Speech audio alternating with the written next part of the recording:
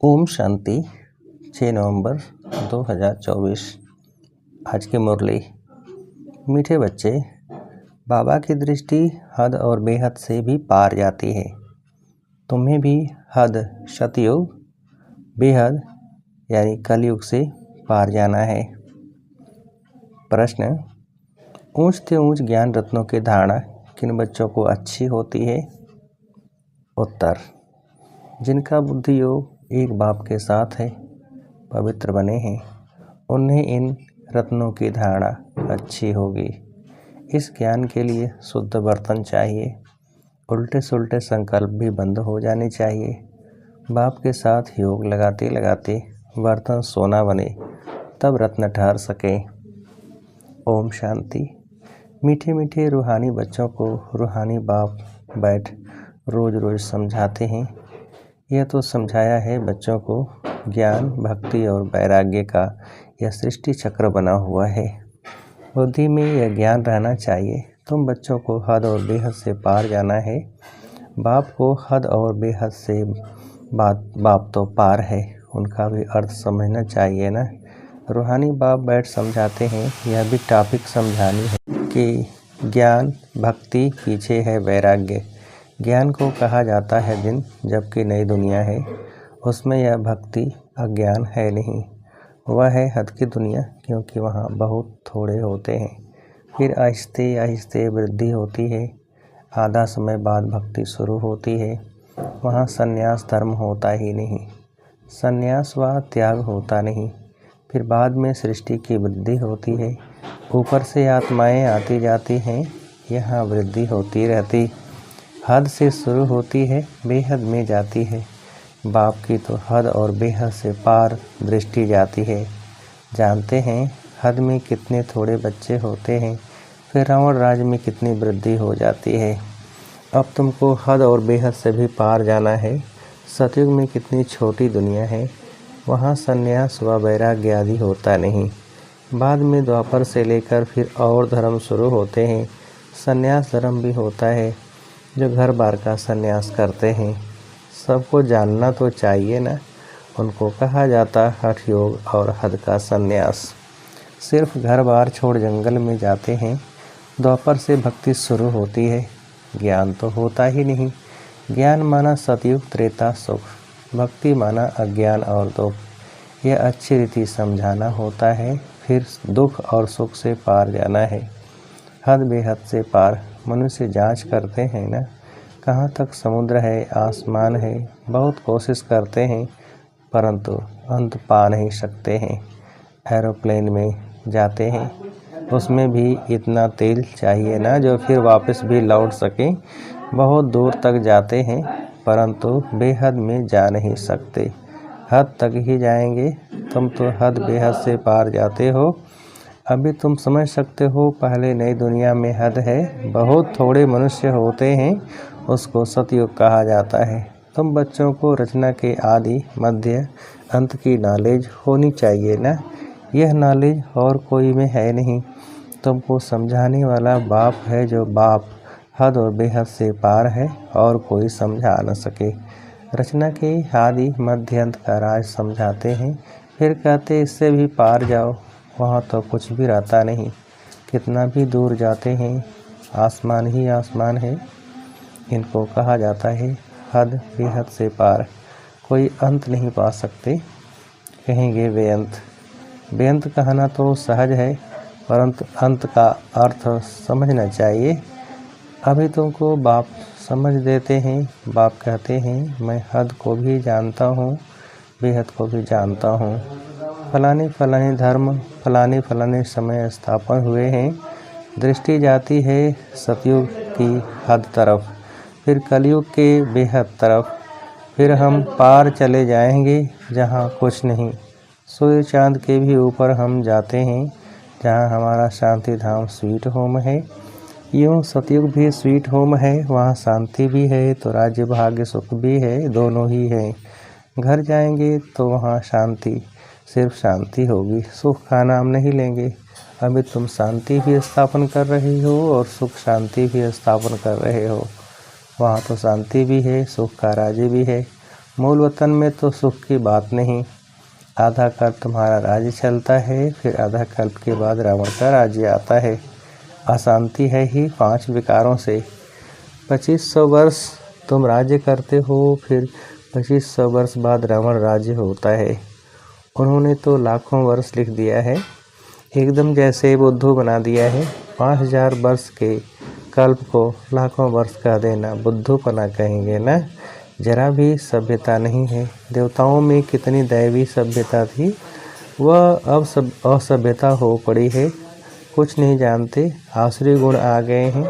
आगे तुम भी कुछ नहीं जानते थे।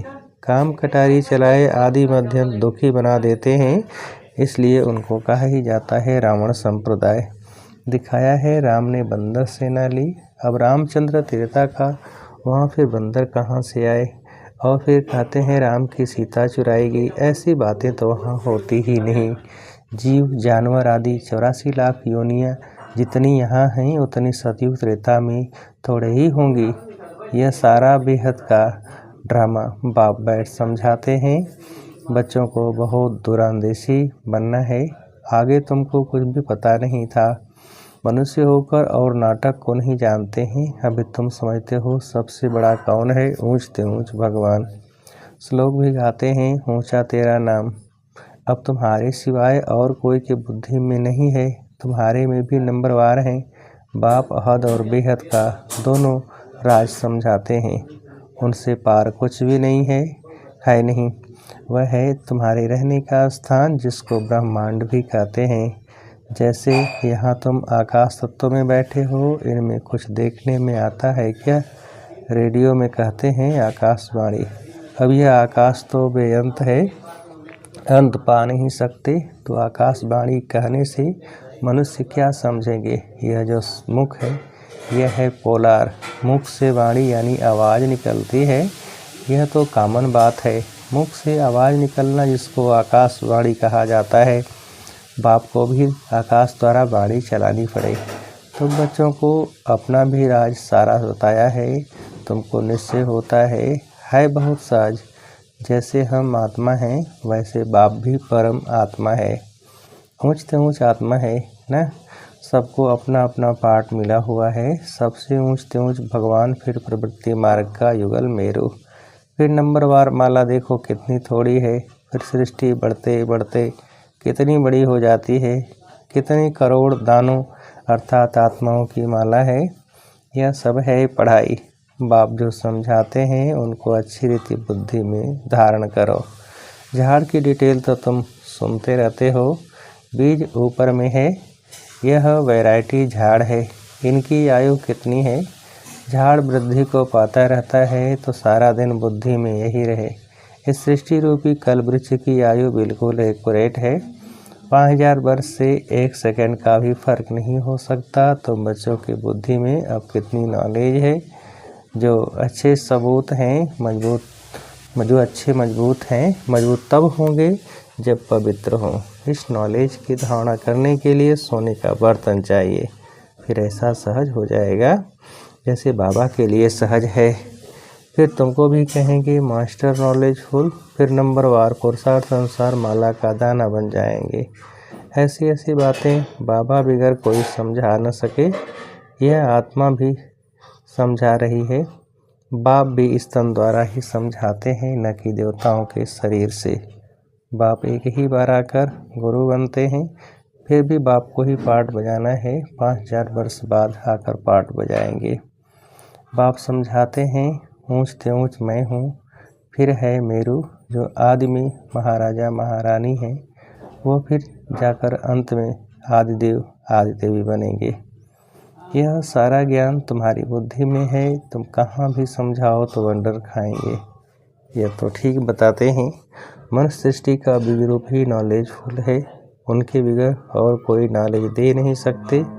यह सब बातें धारण करनी है, परंतु बच्चों को धारणा होती नहीं है बहुत सिंपल, कोई मुश्किलात नहीं है। एक तो याद की यात्रा चाहिए, इसमें जो फिर पवित्र बर्तन में रत्न ठहरे।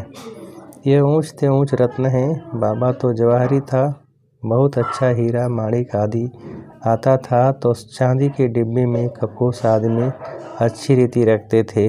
जो कोई भी देख तो कहेंगे यह तो बड़ी फर्स्ट क्लास चीज़ है, यह भी ऐसे है, अच्छी चीज़ अच्छे बर्तन में सोखती है। तुम्हारे कान सुनते हैं, उनमें धारणा होती है।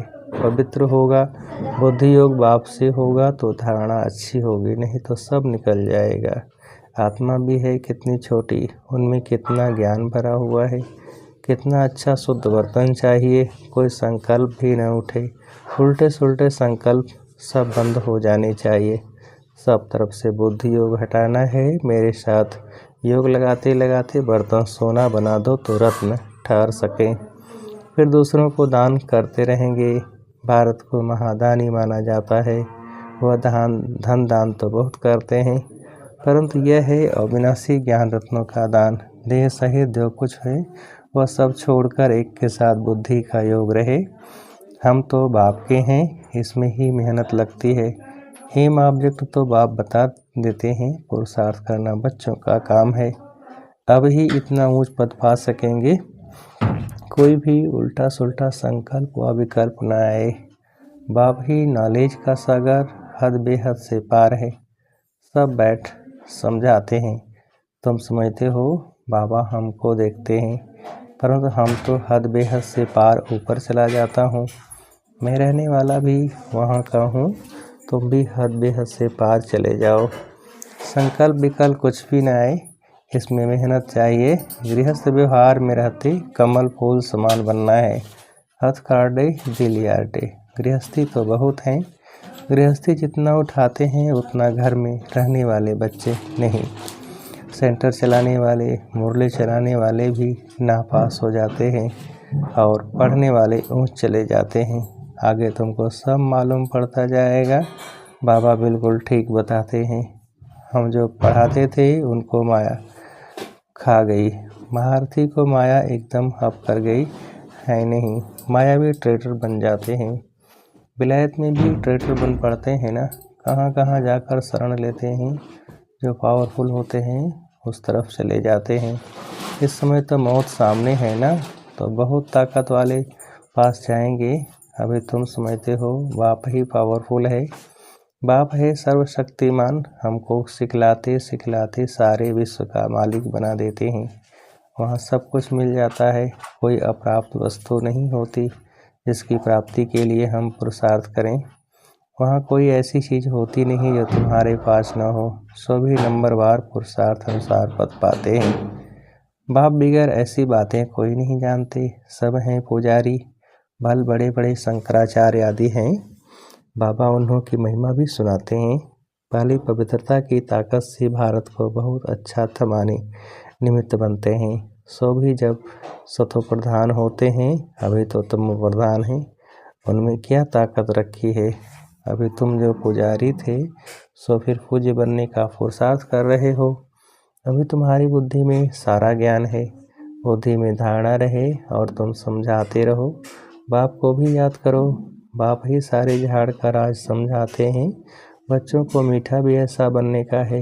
युद्ध है ना, माया के तूफान भी बहुत आते हैं, सब सहन करना पड़ता है। बाप की याद में रहने से तूफान सब चले जाएंगे। आत्मताई का खेल बताते हैं ना। मुहल्ला डालते थे, माया चली जाती थी। मुहल्ला निकालने से ही माया आ जाती थी। छुई मुई होती है ना, हाथ लगाओ तो मुरझा जाते हैं। माया बड़ी तीखी है, इतना ऊंच पढ़ाई पढ़ते पढ़ते बैठे बैठे गिरा देती है। इसलिए बाप समझाते रहते हैं अपने को, भाई भाई समझो तो फिर हद बेहद से पार चले जाएंगे। शरीर ही नहीं तो फिर दृष्टि कहाँ जाएगी। इतनी मेहनत करनी है, सुनकर फा नहीं हो जाना है। कल्प कल्प तुम्हारा पुरुषार्थ चलता है और तुम अपना भाग्य पाते हो। बाप कहते हैं पढ़ा हुआ सब भूलो, बाकी जो कभी नहीं पढ़े हो वह सुनो और याद करो। उनको कहा जाता है भक्ति मार्ग। तुम राजऋषि हो ना, जटाएं खुली हो और मुरली चलाओ। साधु संत आदि जो सुनाते हैं वह सब हैं मनुष्यों की मुरली। हद है, यह है बेहद के बाप की मुरली। सतयुग त्रेता में तो ज्ञान की मुरली की दरकार ही नहीं। वहाँ न ज्ञान की न भक्ति की दरकार है। यह ज्ञान तुमको मिलता है इस संगम युग पर और बाबा ही देने वाला है। अच्छा, मीठे मीठे से खेलते बच्चों प्रति माता पिता बाप दादा का याद प्यार और गुड मॉर्निंग। रूहानी बाप की रूहानी बच्चों को नमस्ते। हम रूहानी बच्चों की रूहानी बाप को नमस्ते। धारणा के लिए मुख्य सार। पहली पॉइंट, बुद्धि में ज्ञान रत्नों को धारण कर दान करना है। हद बेहद से पार ऐसी स्थिति में रहना है जो कभी भी उल्टा सुल्टा संकल्प व विकल्प न आए। हम आत्मा भाई भाई है, यही स्मृति रहे। दूसरी पॉइंट, माया के तूफानों से बचने के लिए मुख में बाप की याद का मोहल्ला डाल देना है। सब कुछ सहन करना है, स्वयं नहीं बनना है। माया से हार नहीं खानी है। वरदान, सदा एक के स्नेह में समाये हुए एक बाप को सहारा बनाने वाले सर्व आकर्षण मुक्त भव। सदा एक के स्नेह में समाये हुए एक बाप को सहारा बनाने वाले सर्व आकर्षण मुक्त भव। विस्तार, जो बच्चे एक बाप के स्नेह में समाये हुए हैं वे सर्व प्राप्तियों में संपन्न और संतुष्ट रहते हैं। उन्हें किसी भी प्रकार का सहारा आकर्षित नहीं कर सकता। उन्हें सहज ही एक बाप दूसरा न कोई यह अनुभूति होती है। उनका एक बाप ही संसार है। एक बाप द्वारा ही सर्व संबंधों के रस का अनुभव होता है। उनके लिए सर्व प्राप्तियों का आधार एक बाप है, न कि वैभव व साधन। इसलिए वे सहज आकर्षण मुक्त हो जाते हैं। स्लोगन, प्रकृति को पावन बनाना है तो संपूर्ण लगाव मुक्त बनो। प्रकृति को पावन बनाना है तो संपूर्ण लगाव मुक्त बनो। अच्छा, ओम शांति।